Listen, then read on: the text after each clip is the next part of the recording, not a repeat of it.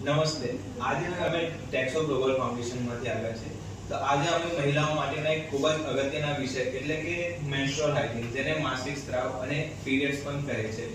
તો તેના વિશે હું રિયાને વિનંતી કરીશ કે વિસ્તૃતમાં. તમને ખબર હશે કે પીરિયડ્સ એટલે કે એક પીરિયડ્સ એક એવી વસ્તુ છે જે દર મહિલાઓને થાય છે અને એનું એક ચક્ર હોય છે જે દર 28 દિવસે પાછું આવે છે અને એ 4 થી 7 દિવસ માટે રહે છે. એ 12 થી 13 વર્ષની છોકરીઓને થાય છે. 12 થી 13 વર્ષની જે છોકરીઓ હોય એમનેથી થવાનું ચાલુ થાય છે.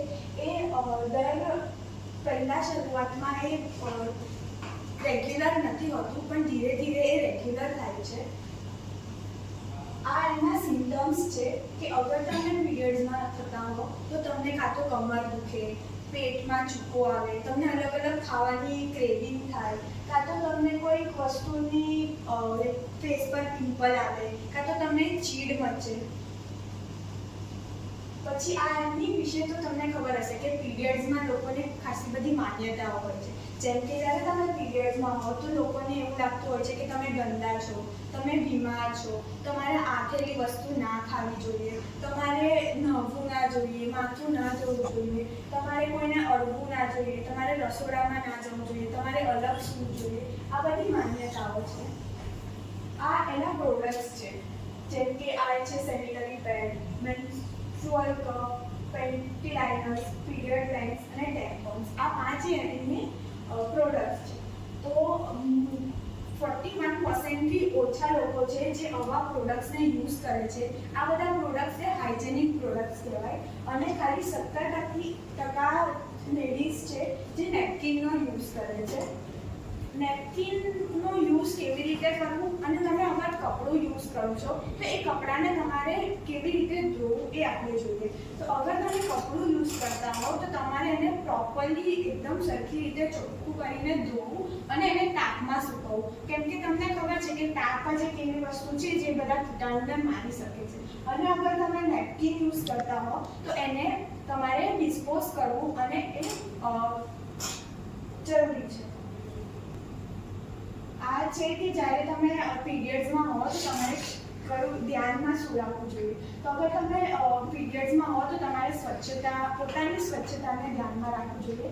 નેપકિન જે તમે પેડ્સ યુઝ કરો છો એ 4 થી 8 કલાકમાં બદલી રહેવું જોઈએ. અગર તમે બહાર જતા હો તો તમારે એક્સ્ટ્રા નેપકિન લઈને જવું જોઈએ. તમે શૌચાલયમાં જાઓ તે શૌચાલય કરતાં પહેલાં કે પછી તમારે એ જે ભાગ હોય એને ચોખ્ખો રાખવો જોઈએ. અગર તમે કોઈક સ્નાન દિવસમાં 2 વાર સ્નાન કરવું જોઈએ અને અગર તમે કપડું યુઝ કરતા હોય તો એને પ્રોપરલી ડેટોલના પાણી. માસિકના દરમિયાન એવી ઘણી બધી વસ્તુઓ છે કે જેનું સેવન કરવું એ ખૂબ જ મદદરૂપ બની રહે છે. તો એમાં પહેલું છે આદુ. તો આદુ એક એવી વસ્તુ છે કે આપણા બધાના રસોડામાં એ સરળતાથી મળી રહે છે. તો આદુનો ગરમ ઉકાળો બનાવીને એનું સેવન કરવું એ માસિકમાં ખૂબ જ મદદરૂપ બની રહે છે. અને બીજું છે કઠોળ. કઠોળ એક એવી વસ્તુ છે કે જેમાં બધાથી વધુ પ્રમાણમાં પોષણ રહેલું છે અને માણસને પૂરતા પ્રમાણમાં પ્રોટીન પણ આપે છે. તો પૂરતા પ્રમાણમાં પ્રોટીન માટે મહિલાઓએ માસિક દરમિયાન કઠોળનું સેવન કરવું જોઈએ. પછી છે દહીં.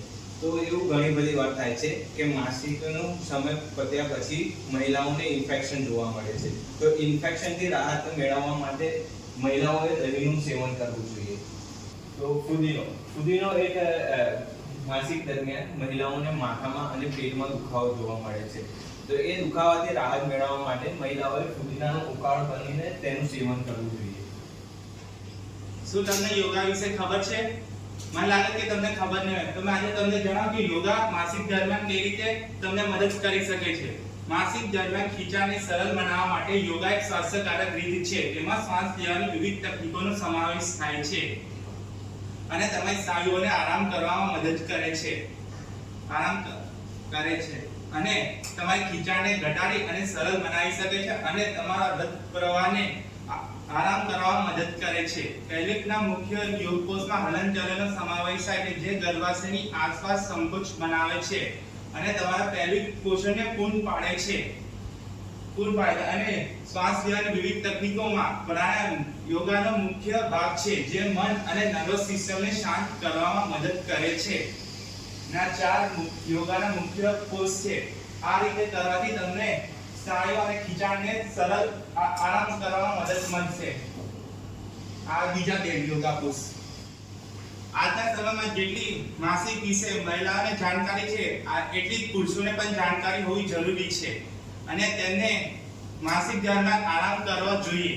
જેમ કે માસિક દરમિયાન તેમને પૂરતો આરામ મળવો જોઈએ.